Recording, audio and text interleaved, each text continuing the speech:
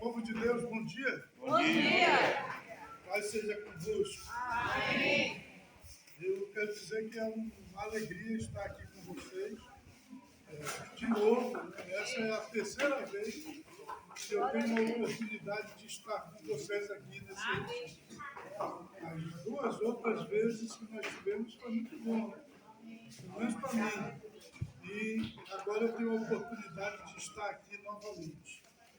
E eu venho aqui para trazer uma palavra de Deus para você. Eu quero pedir que você abra seu coração e você deixe Deus falar profundamente com você neste dia. Amém? Amém. Quantos querem ouvir a voz de Deus? Amém. Então, pegue aí a sua Bíblia. Nós vamos ler 2 Timóteo, capítulo 2, a partir do versículo 18. 2 Timóteo,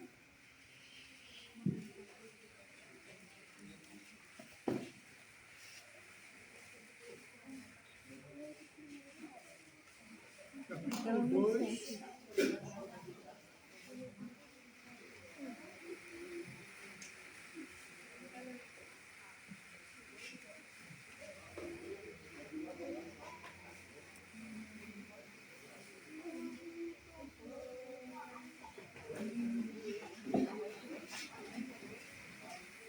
vamos ver? Diz o seguinte, a palavra de Deus. Os quais se desviaram da verdade, dizendo que a ressurreição era já feita e perverteram a fé de alguns. Todavia, o fundamento de Deus fica firme, tendo este selo. O Senhor conhece os que são seus. E qualquer que profere o nome de Cristo, aparte-se da iniquidade. Ora, numa grande casa, não somente há vasos de ouro e de prata, mas também de pau e de barro, uns para a honra, outros, porém, para a desonra. De sorte que se alguém se purificar destas coisas, será vaso para a honra, santificado e idôneo para o uso do Senhor e preparado para toda boa obra. Amém. Senhor Deus Todo-Poderoso, nós vamos meditar na tua santa palavra. Te pedimos, fala, Senhor, os nossos corações, em nome de Jesus. Amém.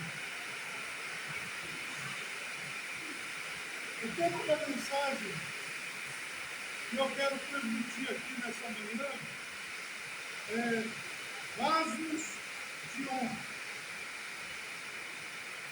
Vasos de honra.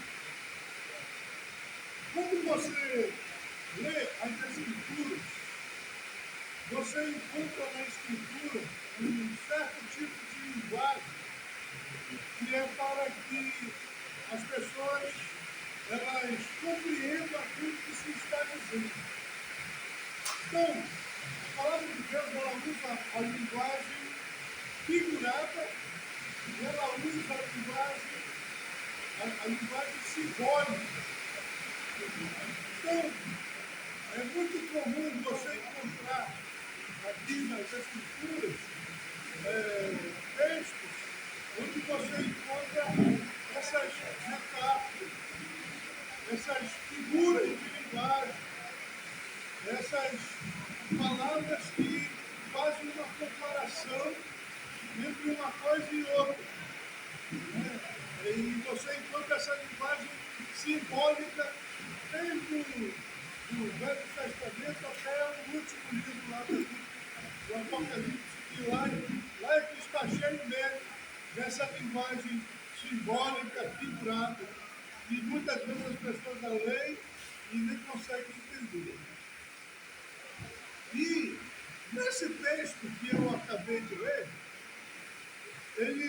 o apóstolo São Paulo, ele usou aqui uma metáfora, né, uma figura de linguagem, para dizer o seguinte, que na obra de Deus, no reino de Deus, na igreja de Deus, ela ela é enfeitada por vasos. E existem vasos de honra e vasos de desonra. Né? Então ele está falando aqui dessa forma metafórica, dessa forma figurada, para que a gente então possa interpretar e entender o que ele está dizendo ali. Quer dizer, o que é o vaso de honra? É aquela pessoa que cumpre realmente aquilo que Deus quer que ela cumpra. É aquele que honra a fé que tem. É aquele que traz dignidade, né? Que tem na sua vida um verdadeiro perfume de Cristo. E qual é o vaso de desonra? O vaso de desonra é aquele que, com a sua vida, com o seu comportamento, com a sua maneira de ser, ele desagrada, ele envergonha, ele não está sendo como deveria ser, mesmo estando no meio do povo de Deus. Então, existe, mesmo no meio do povo de Deus, no meio da igreja, vasos de honra e vasos de desonra. E o grande questionamento que nós devemos fazer nessa manhã aqui é: que tipo de vaso eu estou sendo? Será que eu sou um vaso de honra ou se eu sou um vaso de desonra? Você sabe que o apóstolo São Paulo mesmo, ele diz o seguinte, que aqueles que são de Deus, são fiéis, que andam na presença do Senhor, eles têm um perfume de Cristo. O que isso significa? Significa que a pessoa ela cheira. Você sente o cheiro de Cristo na vida daquela pessoa. Então, existem pessoas realmente que quando você olha para elas, você sente o cheiro de Cristo na vida dele. Você sente a presença de Deus na vida dele.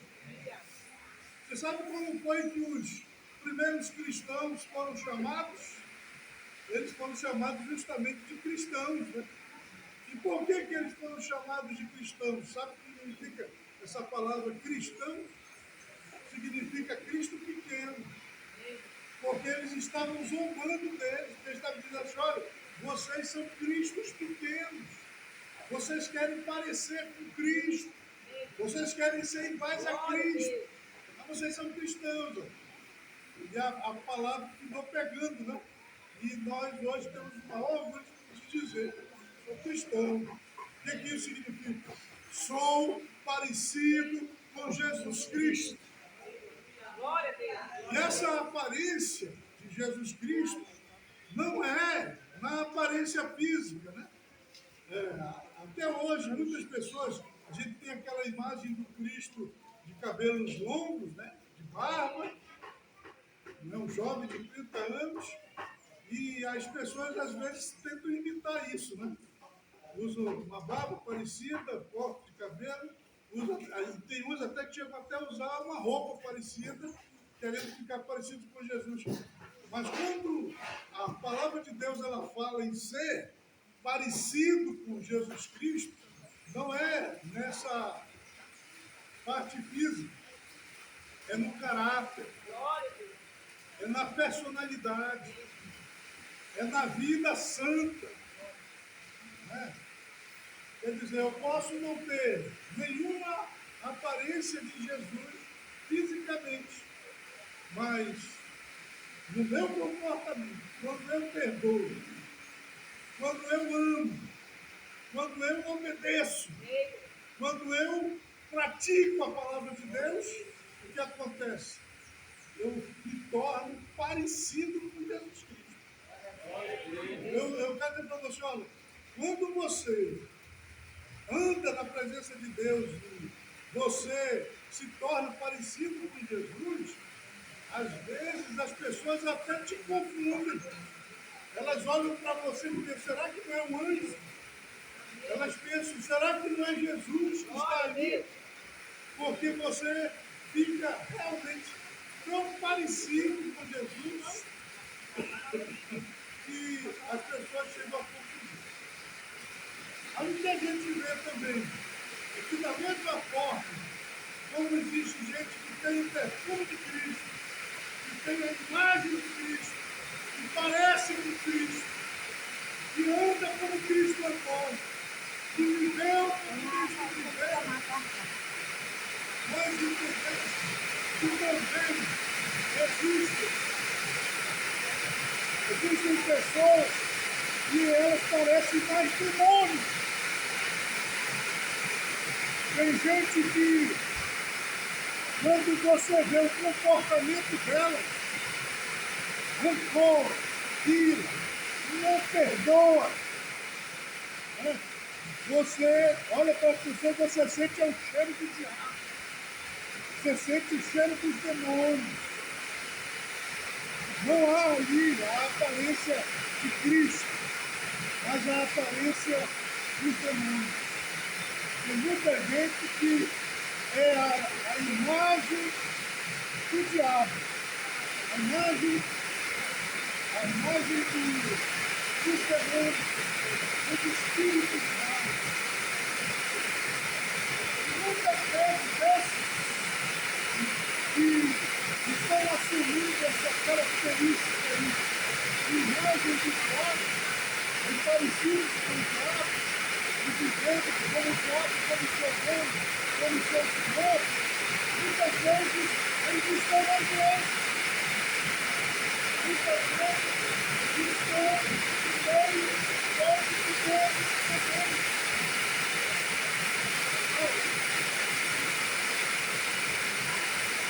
Você já leu Apocalipse? Quando você lê o livro do Apocalipse, você vê o seguinte, que no início, Jesus aparece, ele escreve 7 cartas para 7 igrejas, para 7 igrejas do Apocalipse. E o que ele escreve naquelas cartas, ele está escrevendo para essas igrejas que são citadas lá no livro do Apocalipse, eram igrejas verdadeiras, eram igrejas de Cristo, eram igrejas que surgiam da pregação do Evangelho de Jesus. Mas essas igrejas, apesar de serem igrejas verdadeiras, elas estavam cheias de defeitos. Tem uma igreja delas lá no livro do Apocalipse, e Jesus ele diz na carta que eles implantaram dentro dela uma sinagoga do diabo. Já pensou? Uma igreja de Deus que tem dentro dela uma sinagoga do diabo, atuando normalmente. Isso significa que quem está mandando lá é o diabo, são os demônios. E todas as outras igrejas lá, elas estavam com algum problema assim. E aí o que aconteceu? Que essas igrejas aí, essas pessoas, que elas estavam com defeito, né? Que elas não estavam parecidas com Jesus Cristo, mas estavam contaminadas com o mal de alguma forma. Essas igrejas, esse povo, essas pessoas, porque a igreja é um povo, né? Elas são um exemplo desse vaso de desonra. Porque elas estão lá no meio do povo de Deus, mas são de desonra. Elas não estão honrando a palavra de Deus, o nome de Deus, nem Deus. São vasos de desonra. Estão dentro da igreja, onde existe aquele grupo de pessoas que realmente é fiel, que anda na presença de Deus, que são os vasos de honra, mas tem esse pessoal aí que é vaso de honra. Veja só, por exemplo, existe uma igreja lá daquelas 7, lá do Apocalipse, que é a igreja de Pérgamo. Para essa igreja, Jesus Cristo disse, lá na carta que ele escreve de Pérgamo, ele diz que eles estavam adotando lá no meio deles, no culto deles, a doutrina de Balaão e de Nicolaítas. Sabe o que isso significava? É que é o seguinte, esse Balaão, ele foi um profeta, e apesar de ser um profeta, que era um profeta verdadeiro, ele amaldiçoou o povo de Deus, o povo judeu, e ensinou o rei como ele enganaria o povo, para que o povo se desviasse da presença do Senhor. Qual foi o ensinamento dele? O que foi que ele disse? Que era para que aquele rei fizesse para que o povo se afastasse de Deus. Ele diz o seguinte: case com eles, se misture com eles, faça uma aliança com eles, andem no meio deles, tornem tudo uma coisa só, e aí eles vão tudo desviar. Foi o que aconteceu. E aqui, ó, para essa igreja de Pérgamo, lá no Apocalipse, Jesus escreve dizendo que eles adotaram no meio deles a doutrina de Balaão. Então, o que isso significa? Que eles estavam se misturando com o mundo, com o impuro, com o pecado, com aquilo que é errado. Estavam deixando entrar no meio da igreja aquilo que não presta. Isso é desonra. Aqueles que estavam adotando essa doutrina eram vasos de desonra. E aí ele fala também da doutrina dos nicolaítas. Sabe o que é isso? Isso significa aquela opressão dos líderes da igreja, dos chefes, que estavam possível, que se consideravam superiores aos outros, ao povo, e que iriam oprimir, né? Iriam manipular as pessoas, manipular a sua fé. Como a gente vê hoje, você tem aí, em muitas denominações, em muitas igrejas, você tem os caciques, né, os papas, você tem os poderosos, que são aqueles que estão lá dominando, muitas vezes escravizando, maltratando até os outros líderes. Né? Isso aí é a doutrina dos nicolaítas. Esse pessoal que faz isso, que vive dessa forma, são vasos de desonra. Quer dizer, ao invés deles estarem engrandecendo e exaltando o nome do Senhor, estão humilhando o povo de Deus, a fé em Deus. Já lá na igreja de Tiátira, para essa igreja, Jesus Cristo, ele manda uma carta dizendo que ela estava tolerando dentro dela Jezabel. Você sabe o que significava isso? Que aquela igreja lá de Tiátira, eles estavam tolerando Jezabel. Isso significa que eles estavam tolerando a prostituição. Eles estavam tolerando a incredulidade. E eles estavam tolerando a idolatria. Não tem problema não tem diferença nenhuma, tudo bem. E começaram a tolerar todas essas coisas dentro daquela igreja lá de Tiátira. Cito também aqui a igreja de Laodiceia. Essa igreja de Laodiceia, escrito lá no livro de Apocalipse, ela era uma igreja aparentemente rica. Ela parecia ser uma igreja poderosa, mas na verdade, eles espiritualmente, eles não eram ricos. Eles eram ricos de dinheiro, mas eles eram pobres da graça e da presença de Deus no meio deles. De tal forma que Jesus, escrevendo para eles lá, Jesus, ele diz assim que eles eram uma igreja morna e estavam a ponto de serem vomitados. Você já pensou? A palavra de Deus para o seu povo é: seja frio ou quente, porque se você for morno, você vai ser vomitado. Assim como aquela igreja estava para ser vomitada. Aquela igreja, ela estava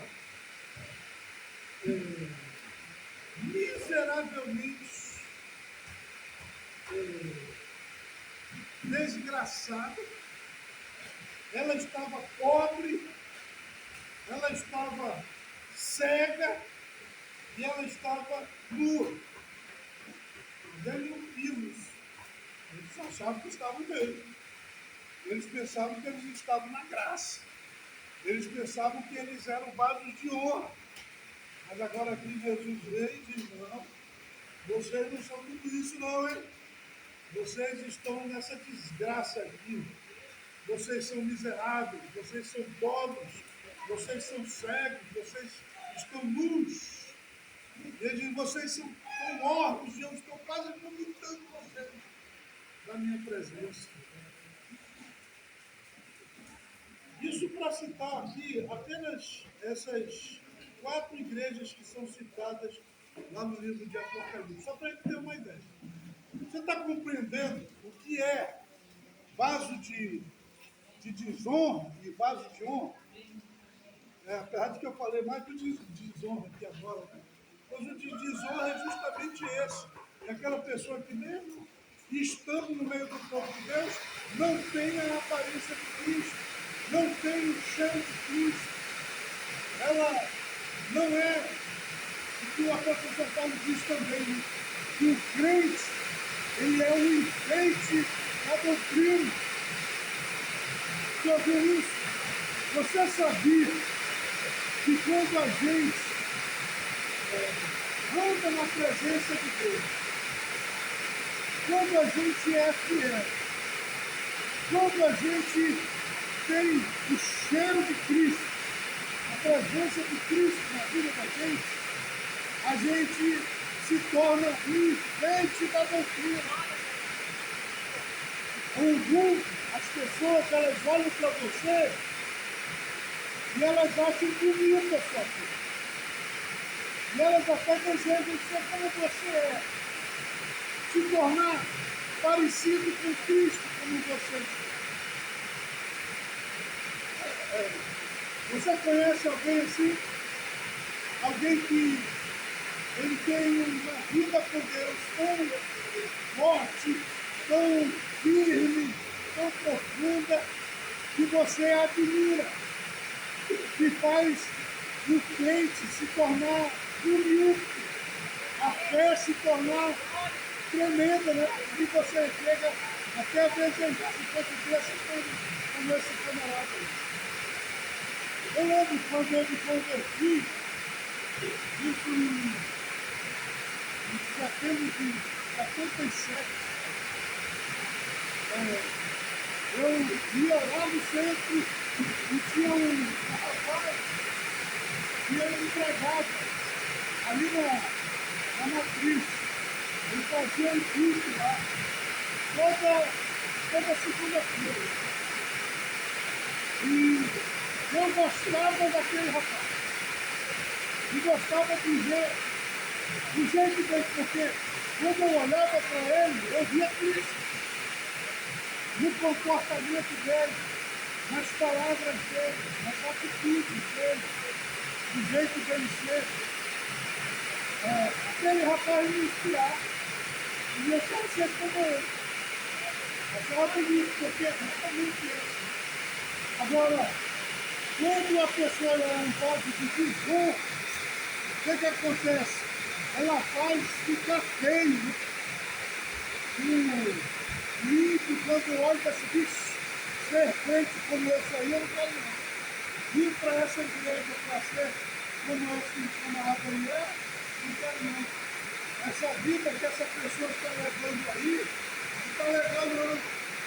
Porque não quer envelezar, enfeitar, e atrair, assusta, enfeia e expõe. Esse é o vaso de Jó.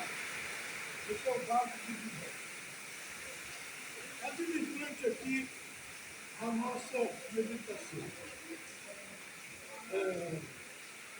Todos nós que hoje fazemos parte da igreja, do povo de Deus, nós viemos lá do mundo.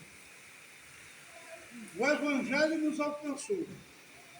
Quando nós chegamos aqui no Evangelho, quando nós chegamos na presença de Deus, nós viemos com todos os defeitos e todos os erros e todos os pecados que alguém pode ter, né? Você lembra como você chegou? Lembra como você era? Lembra como você falava, como você agia? Você chegou aqui para a presença de Deus assim. Jesus Cristo disse, vinde a mim como estás.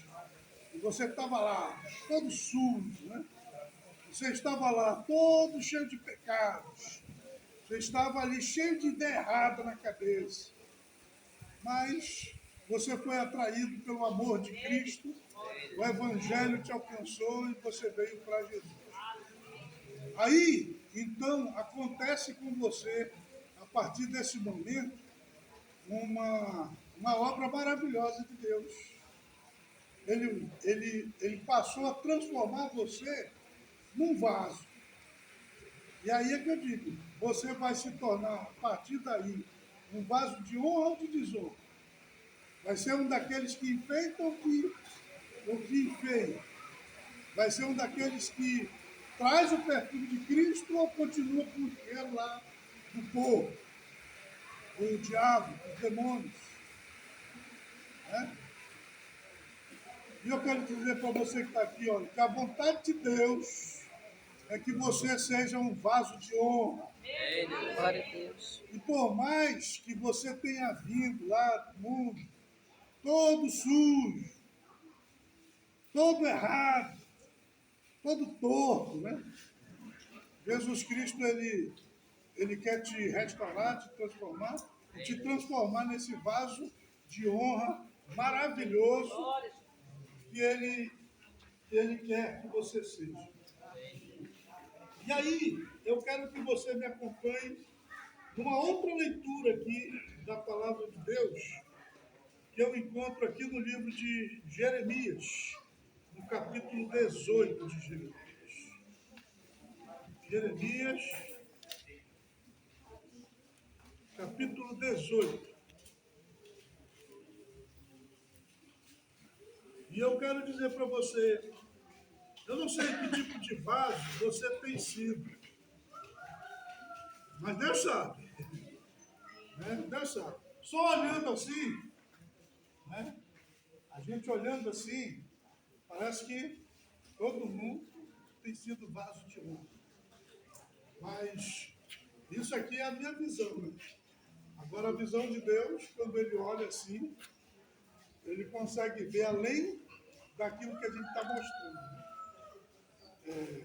Por mais que a pessoa ela tente se cobrir, ela não consegue. Você lembra de Adão, quando ele pecou, que ele ficou nu? E aí, quando Deus apareceu no final da tarde, chamou por ele, ele se escondeu. Adão, onde estás? E ele, escondido lá, disse, Senhor, estou aqui. Por que você se escondeu, Adão? Porque eu ouvi a tua voz e como eu estava nu, eu resolvi me esconder. E Deus disse, quem foi que te disse que estavas nu? Por um acaso você pecou? E ele tinha pecado mesmo. Foi o pecado dele que o deixou nu diante de Deus. E é aquilo, Deus quando olha, ele consegue ver o nosso pecado. Por mais que a gente tente esconder, Não tem folha suficiente para esconder o nosso coração diante de Deus. Os abismos todos estão descobertos perante a face do Senhor, quanto mais o coração dos filhos dos homens. Meu coração e o seu coração estão descobertos perante a face do Senhor. Mas me acompanhe aqui nessa leitura de Jeremias, capítulo 18. Nós vamos ler do versículo 1 ao 6. Olha que coisa interessante está dito aqui, e eu quero dizer para você que é isso que Deus está aqui fazendo nessa manhã. Diz assim: o vaso do oleiro, a impotência do povo. A palavra do Senhor que veio a Jeremias, dizendo: levanta-te e desce à casa do oleiro, e lá te farei ouvir as minhas palavras. E desci à casa do oleiro, e eis que ele estava fazendo a sua obra sobre as rodas. Como o vaso que ele fazia de barro se quebrou na mão do oleiro, tornou a fazer dele outro vaso, conforme o que pareceu bem aos seus olhos fazer. Então veio a mim a palavra do Senhor, dizendo: não poderei eu fazer de vós como fez este oleiro, ó casa de Israel. Diz o Senhor: eis que como barro na mão do oleiro, assim sois vós na minha mão, ó casa de Israel. Amém. Aqui nós temos novamente essa linguagem, né, figurada. Ele leva o profeta para ver a casa de um oleiro. O oleiro é aquele homem que trabalha o barro. Deus dá habilidades para determinadas pessoas, e uns trabalham o ferro, outros trabalham a madeira, e existem os oleiros que trabalham o barro. E é um trabalho bonito, né, interessante. E Deus foi mostrar lá para o oleiro, o profeta, o oleiro trabalhando um vaso. Estava lá moldando aquele vaso, fazendo o vaso, quando de repente o vaso se quebrou. E aí o que o oleiro fez? Ele refez o vaso. O vaso quebrado, ele transformou, ele mudou.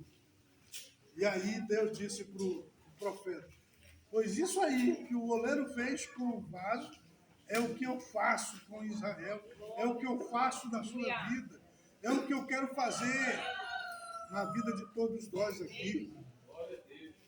Se somos vasos que não estamos honrando o Senhor como deveríamos honrar, se somos vasos que estamos enfeiando a doutrina, se somos vasos que estamos fazendo coisas erradas, então que Deus venha e nos quebre, e nos molde de novo, nos transforme, nos faça novos. Então, ouça bem o que eu estou dizendo para vocês. Se você ainda não está sendo um vaso de honra, eu quero dizer que você tem hoje a oportunidade de experimentar um quebrantamento na sua vida. Você tem hoje a oportunidade de experimentar uma transformação na sua vida. Eu quero dizer para você que você tem, neste momento aqui, a oportunidade de ter a sua vida refeita. Glória a Deus. Aliás, o título daqui do retiro é Refaz. Me refaz. Me refaz. Pois é. É justamente isso. Nós estamos aqui para que nós possamos ser refeitos diante de Deus. Amém.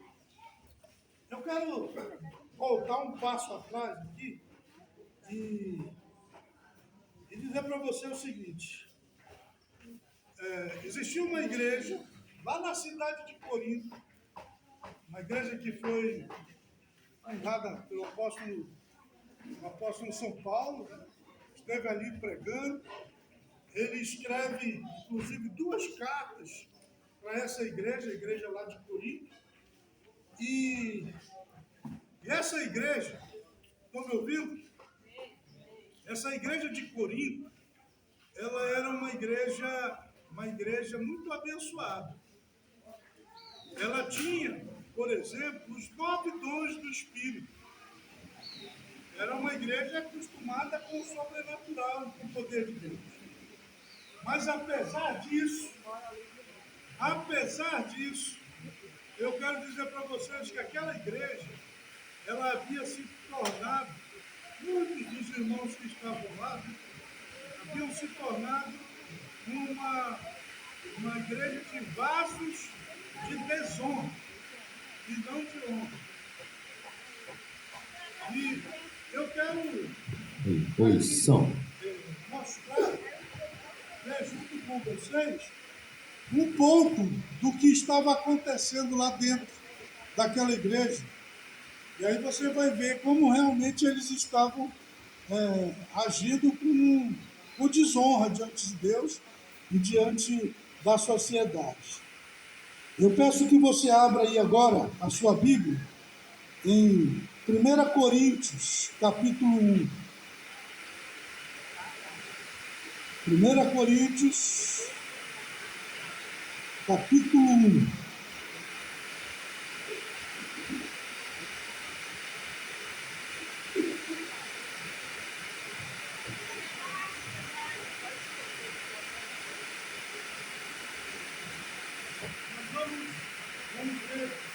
Vamos ler 1 Coríntios capítulo 1, a partir do versículo 11.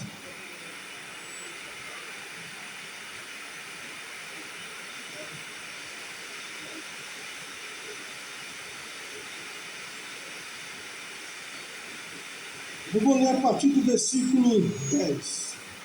Diz assim: Rogo-vos, porém, irmãos, pelo nome de nosso Senhor Jesus Cristo, que digais todos uma mesma coisa, e que não haja entre vós dissensões, antes sejais unidos em um mesmo sentido e em um mesmo parecer.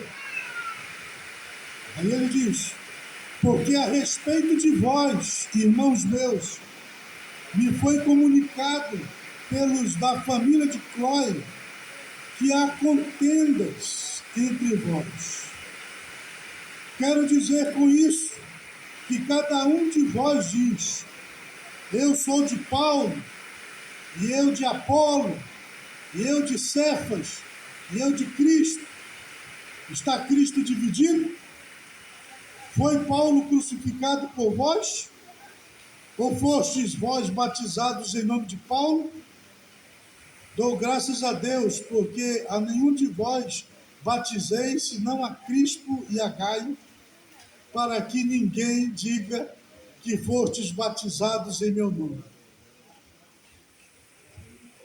Veja bem, essa igreja, a igreja de Corinto, era uma igreja, como eu disse, muito abençoada em muitos aspectos, mas ela estava com um monte de problemas lá dentro deles.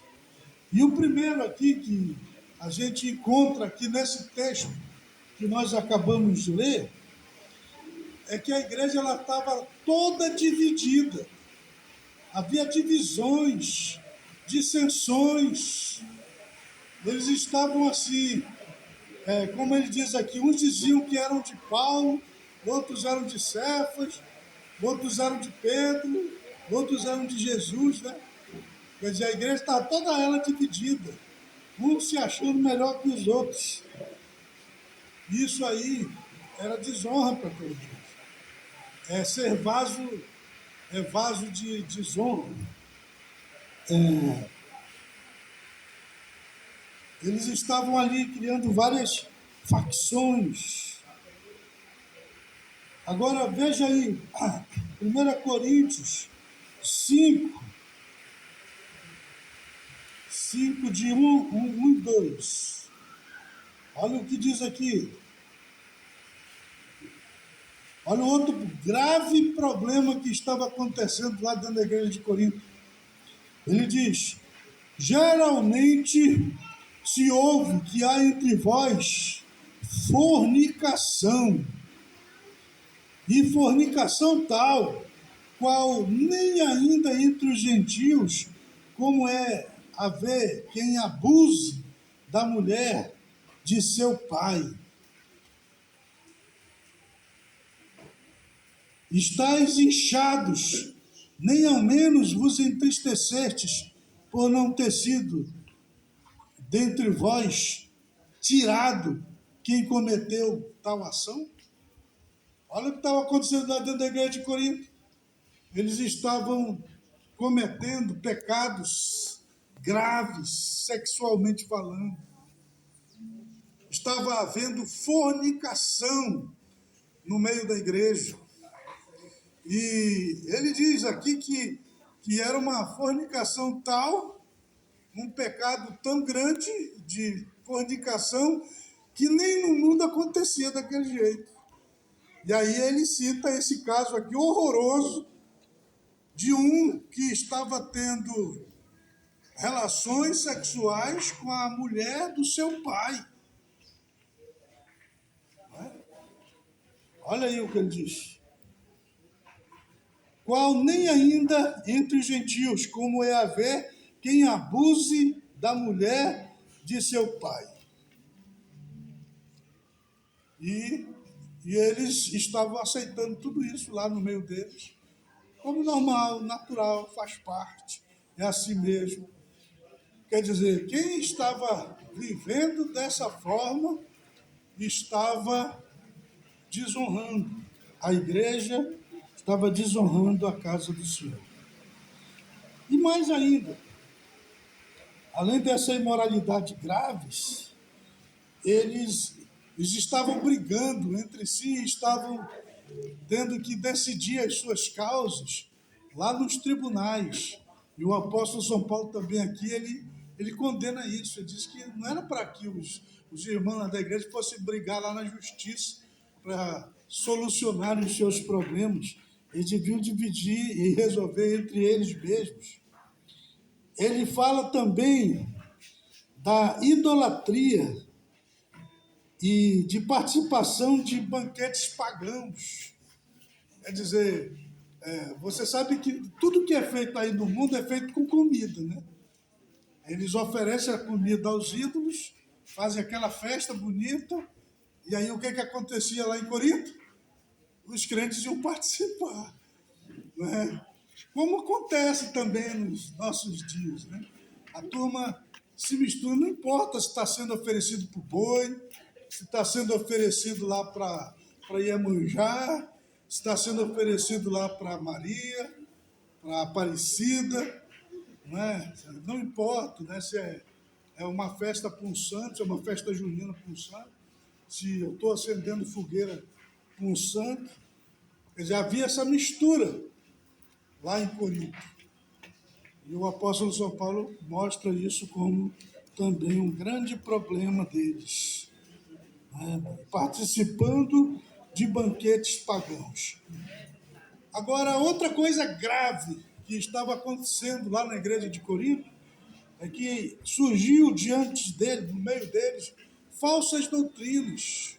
Como hoje também, né, as igrejas aí estão cheias de doutrinas falsas. E nesse caso aqui, que o apóstolo São Paulo cita, eles estavam negando a ressurreição dos mortos. Começaram a ensinar de que não tinha esse negócio de ressurreição dos mortos, não. E aí o apóstolo São Paulo até chega a dizer assim, olha, se não houver a ressurreição dos mortos, então é vã a nossa fé, não adianta acreditar. Mas eles estavam lá também levantando essas doutrinas erradas. essas doutrinas erradas. Havia, no meio da igreja de Coríntio, rebeldia. Eles não estavam querendo se submeter às lideranças. Eles estavam se revoltando, né? Havia desordem e havia egoísmo. E isso até se manifestava na Santa Ceia. Quando eles iam fazer a ceia, aí todo mundo queria chegar primeiro, todo mundo queria comer mais do que todo mundo, né? De tal maneira que o apóstolo São Paulo chega a dar aqui também uma orientação para eles, para que cada um comesse em casa e que todos esperassem pelos outros para poder comer, e que eles não deveriam assim agir dessa forma lá na comunhão entre os crentes. E a outra coisa que ele falou aqui também, que aconteceu, depois você pode, lá na sua casa, ler com mais calma, né, o livro de Coríntios, que eu li apenas alguns versículos, você vai ver que ele também, ele diz que lá na igreja de Corinto, eles estavam abusando dos dons espirituais. E como eles estavam abusando dos dons espirituais? Era principalmente do dom de falar em línguas. Eles já estavam usando o dom de falar em línguas não para edificação, para o crescimento da obra de Deus, mas para se exaltar. E o apóstolo São Paulo faz, então, uma chamada de atenção deles para aquele comportamento. Então, veja, nisso tudo que eu estive falando até aqui agora, eu estive mostrando o seguinte, que na igreja de Deus existem aqueles que honram a Deus, que honram a sua igreja, que honram a sua palavra, que têm o cheiro de Cristo, que enfeitam a doutrina com a sua vida, com o seu comportamento, e existem aqueles que são vasos de desonra. Jesus teve 12 discípulos, né? Depois se tornaram apóstolos. Entre os 12, 11 honraram o Senhor Jesus, né? Apesar de que o Pedro lá ainda teve uma vacilada, mas depois ele se arrepende, é reconduzido à presença de Cristo e se torna um dos maiores apóstolos que a igreja já teve, né? Agora, veja só, então quando você pensa em Pedro, João, e pensa naqueles apóstolos, você olha para eles e você vê honra, não é? São vasos de honra. Eles honraram a Cristo e honraram com a vida e com a morte. Todos eles, os apóstolos, tiveram mortes trágicas, né? Foram assassinados, com exceção do João. Mas os outros todos, teve uns que foram decapitados, foram cerrados ao meio, foram queimados vivos, foram crucificados e de cabeça para baixo. Foram mortes terríveis, mas não negaram a fé. Né? Mesmo na tortura, mesmo no sofrimento, eles honraram a Cristo. Mas teve um chamado Judas Iscariotes, que esse aí foi um vaso de desonra. Ele desonrou a Cristo. Olha, ele era amigo de Jesus. Jesus deixou ele dar um beijo no rosto dele. Mas com aquele beijo ele traiu Cristo. Ele vendeu Cristo por 30 moedas de prata. Ele que andava com Jesus, que vivia com Jesus, que era discípulo de Jesus, que ouvia todas as mensagens de Jesus, que viu todos os milagres que Jesus operou, mesmo assim ele traiu Jesus. Vaso de desonra. Vaso de desonra. Você lembra lá na igreja de Jerusalém, no início da igreja? A igreja estava crescendo, né? ela estava maravilhosa, milhares de pessoas se convertendo, centenas, dezenas de pessoas se convertendo. E aí tinha um casal lá, Ananias e Safira, né? Membros lá da igreja, eles vendo todo aquele avivamento. E aí tinham irmãos que se levantavam e davam grandes ofertas, grandes dízimos, que contribuíam assim poderosamente para que o evangelho pudesse chegar mais longe, para que a igreja pudesse se expandir. E eles lá no meio daquela igreja, vendo aqueles irmãos sendo vasos de honra, contribuindo com a obra. E aí eles decidiram, vamos também dar a nossa oferta, vamos também ser vaso de honra aqui nessa igreja. E o que é que eles fizeram? Venderam um campo para dar de oferta ali nas mãos de Pedro, naquela igreja. Só que quando eles venderam o campo, que eles viram o dinheiro, né, nas mãos, aí ficou difícil para eles fazerem aquela oferta. E aí tiveram a grande ideia, vamos esconder aqui uma parte e vamos dar só uma outra parte. O apóstolo lá não vai saber mesmo. E tudo bem. Eles fizeram isso. E chegaram lá e deram aquela oferta mentirosa. Ninguém tinha dito que era para eles fazerem aquilo. Eles não eram obrigados a dar nem um centavo se não quisessem. Mas eles resolveram mentir ao Espírito Santo.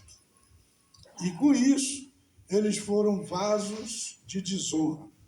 Assim como Pedro lá foi vaso de desonra também. E quando estavam ali mentindo diante do apóstolo... O Judas. Hã? Falou É Pedro. o Judas, o Judas que traiu Jesus e que morreu, se matou, né? Morreu enforcado. E ali, eles fazendo aquela oferta, o Pedro perguntou, por quanto eles tinham feito aquele negócio? Por que eles estavam dando aquele valor? E ele mentiu.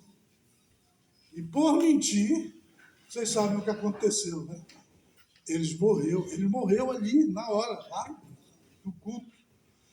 E depois veio a esposa dele, procurando por ele, e confirmou a mentira, e também morreu.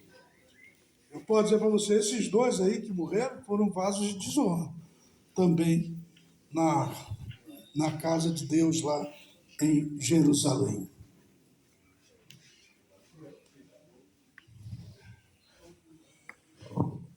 Meus irmãos, nós podemos ser, na obra de Deus, no reino de Deus, na história, vasos de honra. Nós estamos em 2026, né? Então, nós já temos muita história aqui na nossa nação, na nação brasileira.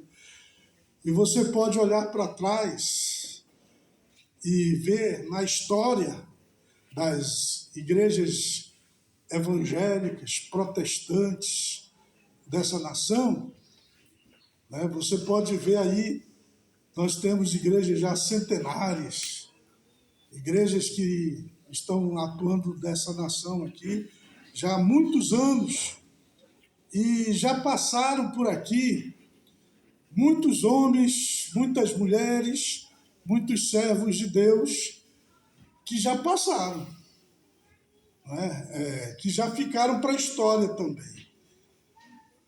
Pessoas que viveram aqui antes de nós, que deixaram um legado para as nossas vidas.